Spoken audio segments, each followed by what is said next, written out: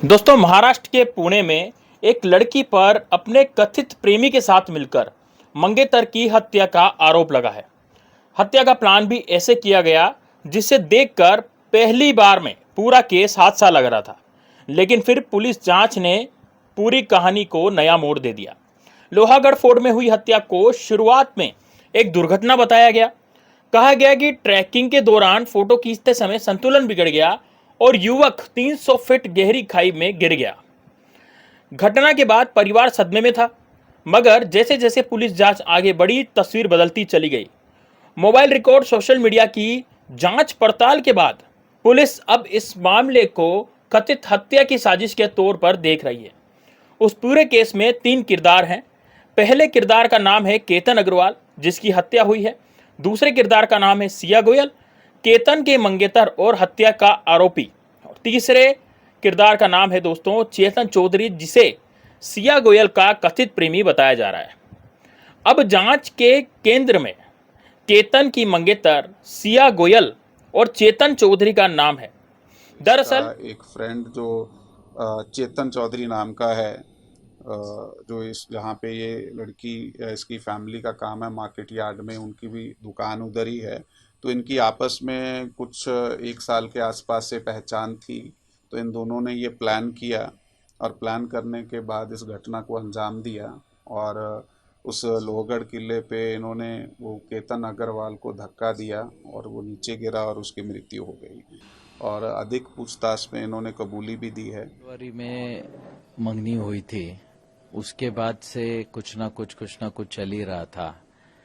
तो वो बार बार कभी उनका बाली कैंसिल होता था, पासपोर्ट चोरी हो जाता था, कभी कुछ। कई बार वो पहले 31 मई को लोहगढ़ फोर्ट गए घूमने के लिए। उसके बाद इमीडिएटली उसने बोला कि हमको 5 को भी जाना है, 5 जून को भी जाना है। तो 5 जून के लिए हमने इनकार कर दिया कि जब 31 को जाके आए तो रोज रोज वहां क्या काम है। लेकिन उसने बहुत जिद की कि नहीं, मेरे को जाना है, मेरे को जाना है। लेकिन फिर किसी वजह से वो जा नहीं पाए। फिर वो लोग जा रहे थे 6 तारीख को शाम को बाली। जाते समय 4 लोग एक साथ जा रहे थे, सिर्फ केतन का ही पासपोर्ट चोरी हो गया, जिसकी वजह से वो जा नहीं पाए। एयरपोर्ट से वो रिटर्न आ गए। रिटर्न आने के बाद हमें ये समझ में नहीं आया कि एक ही बैग में जब सब चीजें रखी हुई थी, बाकी सब करेंसी, क्रेडिट कार्ड्स, बाकी के पासपोर्ट अवेलेबल हैं, और एक ही पासपोर्ट कैसे चोरी हो सकता है। बट उसको अब ऐसा लग रहा है कि उस वक्त उसको बहुत ज्यादा सीरियस नहीं लिया। ऐसा लगा जैसे कैब ड्राइवर ने निकाल लिया होगा, कहीं गिर गया होगा। उसके बाद फिर वापस से उसने जिद की कि उसको जाना है लोहगढ़ किला। तो हमारे को समझ में नहीं आ रहा है क्यों जाना है। लेकिन बाली कैंसिल होने के बाद, पहले भी ये कैंसिल होने के बाद, फिर ये 14 को गए। 14 को मुझे कल वहां पता चला कि उसने खुद ने उसको धक्का मारा, जिसकी वजह से केतन पीछे सरक गया और पीछे एक पेड़ था, पेड़ दिया है और मेरे को बहुत झूठ बोला है।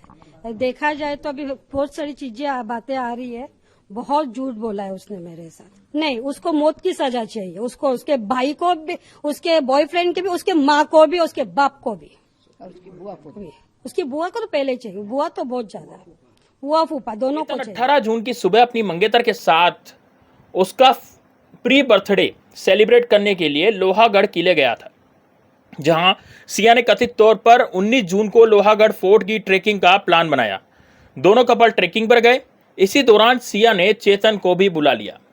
फिर दोनों ने मिलकर वहां से केतन को धक्का दे दिया, जिससे वह करीब 300 फीट गहरी खाई में जा गिरा और इसकी मौत हो गई। घटना के तुरंत बाद इसे एक दुर्घटना माना गया। परिवार और पुलिस ने माना कि फोटो खींचते समय या चलते हुए संतुलन बिगड़ने की घटना जो है वो हुई होगी, और संतुलन बिगड़ने से केतन खाई में गिर गया होगा। लगभग 350 फीट की ऊंचाई से गिरने के कारण उसे गंभीर चोटें आई होगी, जिससे उसकी मौत हो गई। परिवार और पुलिस दोनों शुरुआती दौर में इस दिशा में सोच रहे थे, लेकिन बाद में जांच में तस्वीर बदल कर रख दी। यानी बाद में जब पुलिस की जांच हुई तो तस्वीर बिल्कुल बदल चुकी थी दोस्तों। अब दोस्तों, पुणे ग्रामीण पुलिस के एसपी संदीप सिंह गिल के अनुसार जांच के दौरान कुछ बातें संदिग्ध लगी।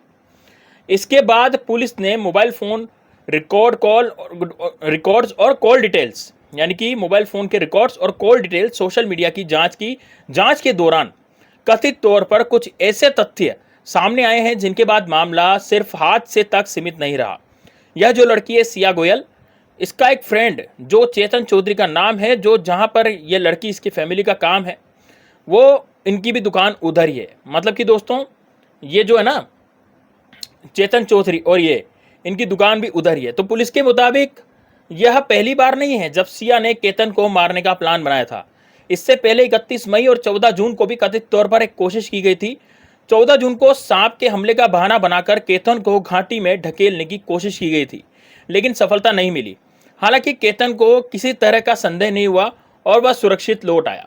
खैर अब इन दावों की पुष्टि कोर्ट में होगी, लेकिन दोस्तों पुलिस अपनी जांच में इसी दिशा में आगे बढ़ रही है।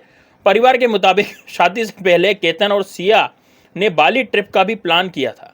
दोनों को वहां प्री वेडिंग शूट कराना था, लेकिन पासपोर्ट चोरी होने की वजह से ट्रिप कैंसिल हो गई थी। उनकी फरवरी मंगनी में हुई थी। उसके बाद से कुछ ना कुछ चल ही रहा था।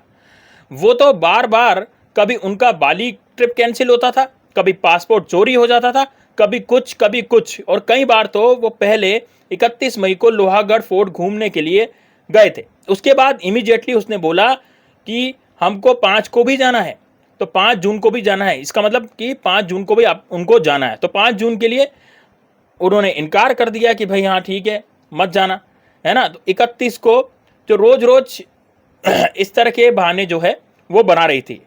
लेकिन दोस्तों अब जो है ना बात है कि इस वजह से एयरपोर्ट के जो वो रिटर्न आने के बाद हमें समझ में नहीं आया कि जो बैग है ना, उस बैग में जब सब चीज़ें रखी हुई है, बाकी सब करेंसी वगैरह रखी हुई है, क्रेडिट कार्ड सब कुछ रखा हुआ है, पासपोर्ट अवेलेबल है, तो पासपोर्ट चोरी कैसे हो सकता है। लेकिन वो अब लड़की थी तो बात मान ली उसकी, भाई हाँ ठीक है चोरी हो गया होगा पासपोर्ट।